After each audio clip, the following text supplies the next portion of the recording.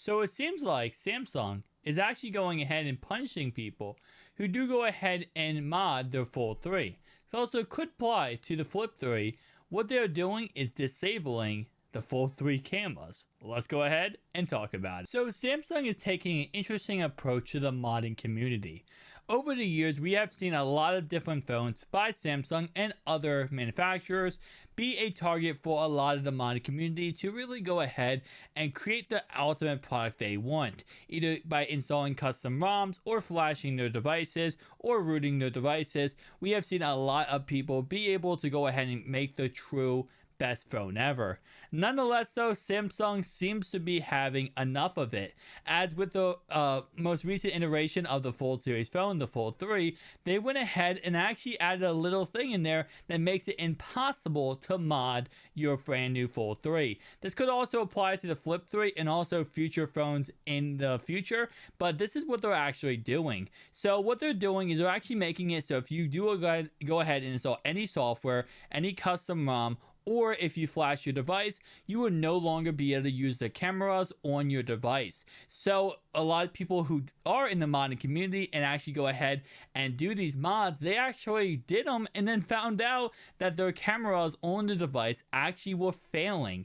And yes, all 5 will go ahead and fail, making your device a really cool customized modded phone, but with 0 cameras in sight. Now, not only are the cameras actually an issue, there are also some other things that are not working, like certain applications that Samsung has installed into the phone once you go ahead and get the phone. So certain custom applications, messages, stuff like that. So really making it so if you are going to mod your phone, Samsung's kind of mindset is saying, hey, listen, take a step back, don't mod our products, and we have no issue. Now, it should be interesting to see if Samsung does take this approach moving forward with their brand new iterations of their Galaxy S22 series coming out early next year, or their S21 Fan Edition, which will be releasing in September.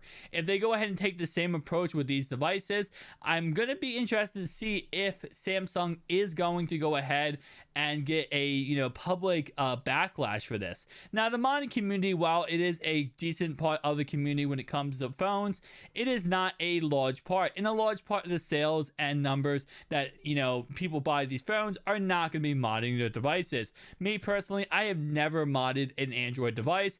In all honesty, it is very scary to me, because if you mess up, you can actually get your phone stuck in a boot loop and your phone becomes in a way a brick. You cannot do anything with your phone. So I don't mess with any of that kind of stuff, but with the people who do, it looks like Samsung is trying to push them out and just have the average consumer just go ahead and buy their product. Nonetheless, though, again, like I said, they should be some kind of backlash about this, just because, again, there are a lot of people probably upset about this. I am kind of treating this more like a joke in this video, just because I know the average person watching this video won't go ahead and mod the device, but for people who actually do mod them and really try to customize them, this is a big back step, especially when it comes to the Fold 3 series. The reason why is because the Fold series is a really interesting series because of the fact that it is so customizable, with having the gigantic 6.7-inch screen, or of course the front display, and a lot of people liked going ahead and customizing it. We saw a lot of different mods for the Galaxy Fold 2,